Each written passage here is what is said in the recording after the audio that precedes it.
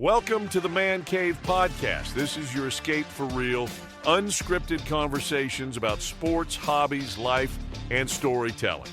No scripts, no forced takes, just Man Cave talk. Now, here's your host, Dan Kasper.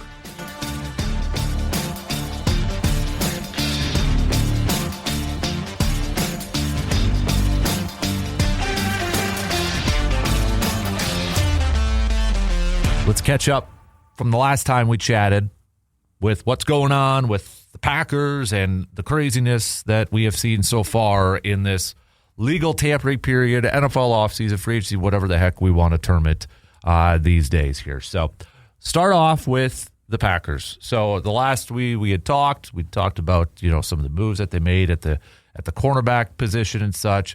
But yesterday, Packers reportedly agreeing to a one-year deal for wide receiver / return man Skyy Moore. Skyy Moore was with the San Francisco 49ers last year. He was originally a draft pick in the second round of the 2022 NFL draft by the Kansas City Chiefs. And he played college ball at Western Michigan. And I remember he was a popular pick for Packers fans when we were kind of doing, getting to that draft, mock draft sort of thing. So, he was a fairly popular pick for Packers fans. Like, hey, that wouldn't be bad. Now, from a receiving standpoint, there's not a lot of production there. All right, we'll just call a spade here. There's not a lot of production. The most receiving yards that he has had in a season was his rookie year in 2022 with the Kansas City Chiefs. 22 catches for 250 yards. And really hasn't been involved in rushing the football all that much either. So he spent 3 years with the Chiefs. And then last year, the Chiefs traded him to the 49ers. And that's kind of maybe where he found his niche, if you will, because in the first couple of years, first year, rookie year, I'm just kind of looking at his numbers from a return standpoint. In his rookie year with Kansas City, he had 17 returns for 136 yards, but he also lost 3 fumbles. And after that, didn't really do a whole lot in the return game until last year with the 49ers. 58 returns, 1,198 yards, an average of 20.7, had a long of 98. So that, I think, when you look at it, when you look at this move, I don't think he is going to be, getting a ton, unless there's injuries, knock on wood, getting a ton of reps as a wide receiver.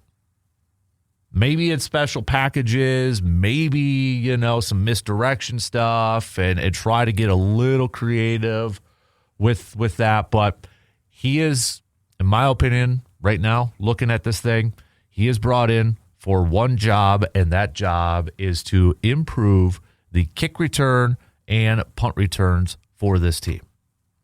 Maybe they could get something out of him if they want to try to incorporate him in the receiving department. But let's face it, he'll be at the bottom of the depth chart. He will be behind Christian Watson. He will be behind Jayden Reed, Matthew Golden. You got Savion Williams in there as well, Dontavian Wicks. Heck, if Bo Melton, is probably going to still be above him as well. And, okay, is it guaranteed that maybe he makes the roster? I guess nothing's really guaranteed, and it's not the biggest contract in the world.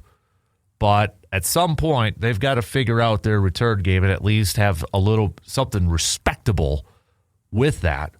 And that's what I would hope with this move by bringing him in. Still young. He's only been in the league for, 4 years? Yeah, 2022, 23, 24, 25. So put him back there and see what you got. At least be respectful in the return game. At least have an opportunity, a chance to break one open. For crying out loud, you look at the Keyshawn Nixon returns and such, and just being able to give your offense a shorter field.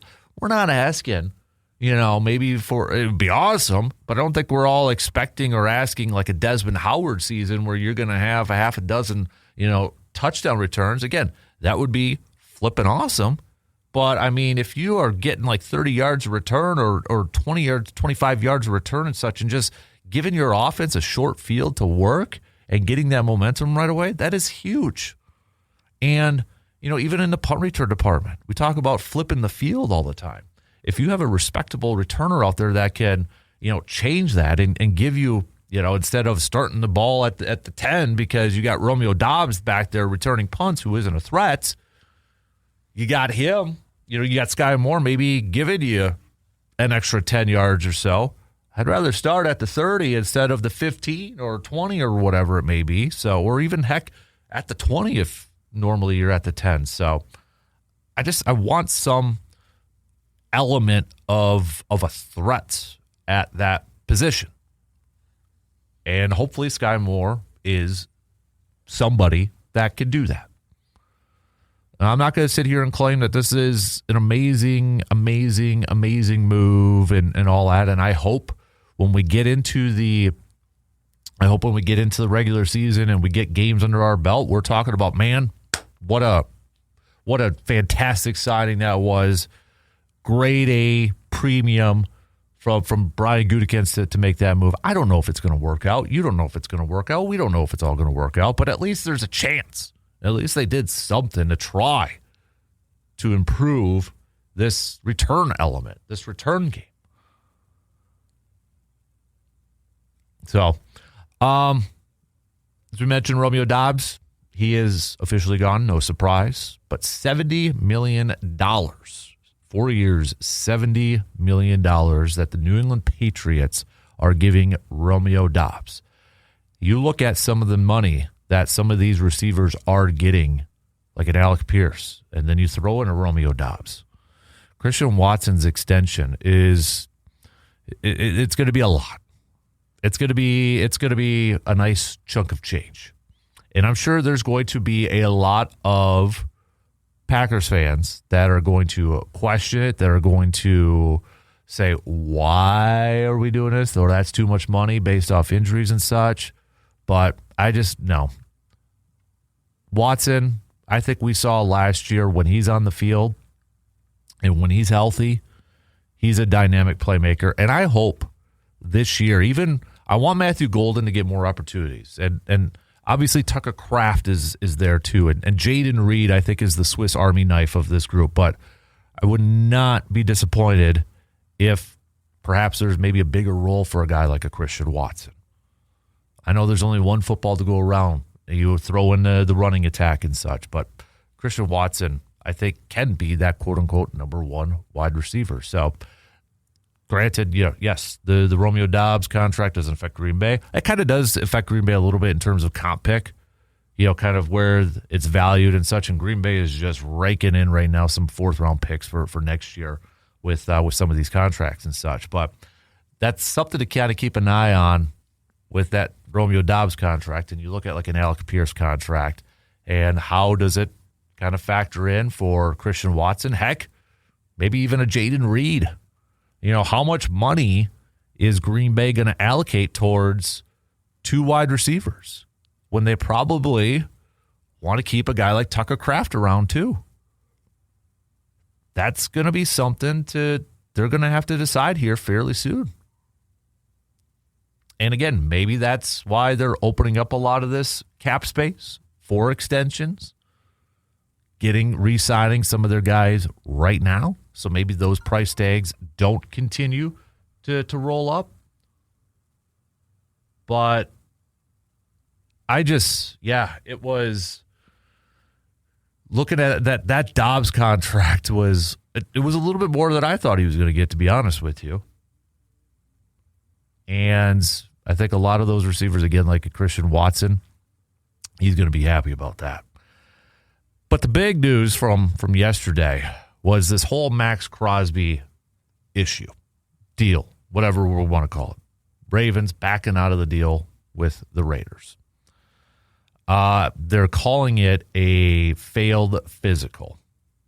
And so Ravens backed out of it, which is kind of awkward. You could tell from the release that the Raiders are kind of pissed and such. He is recovering. Maxx Crosby is recovering from a meniscal surgery. So, and we'll talk more with Dr. Crow about this on Friday for Inside the Training Room, but I did, shoot him a message yesterday and, kind of asked for his expert analysis. And he said, his guess is that they have some combination of exam findings, MRI results, pain/issues mentioned by Maxx Crosby. Most trades and signings have the, quote, pass a physical clause, so one of the red flags mentioned caused them to back out.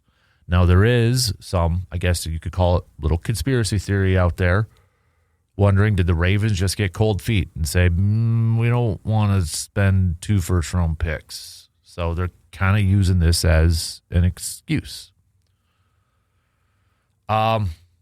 Just a few minutes ago, Diana Rossini tweeted this out, that the Ravens doctors, along with multiple independent ones, reviewed Crosby's MRI. They were unified in the belief that Crosby's short-term outlook was positive, but there were concerns about the long-term prognosis of his knee. Baltimore believed the risk was too high given the compensation it was giving up. So what's the trickle-down effect from this, right?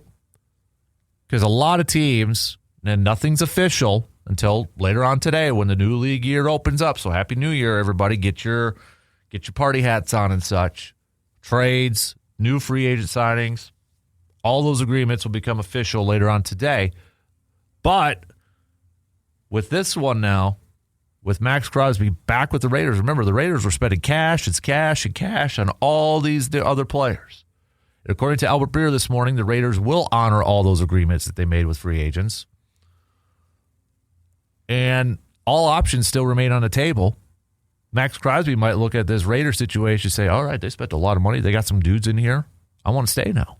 And maybe the Raiders feel like, okay, given some of the signings we got, let's keep him and let's rock and roll.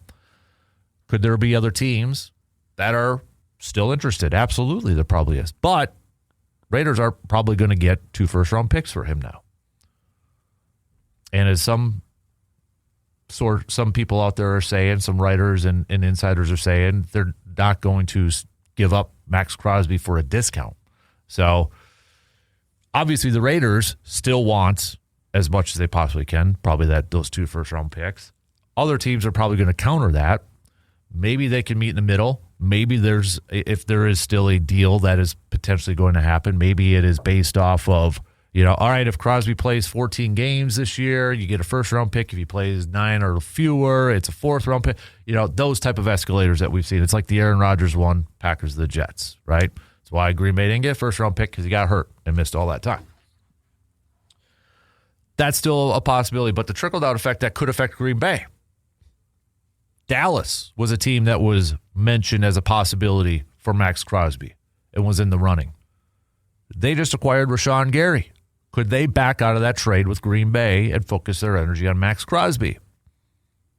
It's a possibility. Now, there are reporters out there that cover the Cowboys, like a Jane Slater, who said she has been told that the Cowboys are staying with the trade and going to keep Rashawn Gary.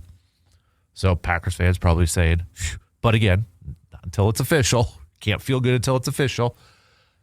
The other trickle-down effect is, well, who is the team that was favored to acquire Maxx Crosby before the trade? It was the Chicago Bears. Now, could the Bears potentially make that move? Well, they also have spent some money this offseason, and with Maxx Crosby's cap hit, they would have to do some readjusting. They would have to maybe go back on some of those moves or do a lot of different things here, because according to Spot Track right now, you're looking at the Bears with about $7.5 million available in cap space. Maxx Crosby has like a $27 million cap hit this year. So yeah, they would have to do a lot of different stuff. Now, the thing is here, when you look at with the Bears and some of their contract, they already got Montez Sweat has $25 million cap hit. Jalen Johnson's up there second most with a $25 million cap hit. Joe Tooney's got a $21.5 million cap hit. And then they got another edge rusher, Deo with a $20.5 million cap hit. So, and then you got Grady Jarrett still on there with an $18.9 million cap hit. They would have to do some movement to try to get that so they could absorb that type of cap hit. I don't know what happens here. I honestly feel like Crosby is probably going to stay with the Raiders, especially since, he kind of said in his goodbye that he still wants to finish his career as a Raider. Like he would love, remember that? Like after he was traded and the release said he'd love to still, the last jersey he wears, he wants to be a Raider. Maybe he just stays as a Raider. Maybe that's what happens. Nonetheless, a crazy, crazy day. And maybe it's about to be crazier today too.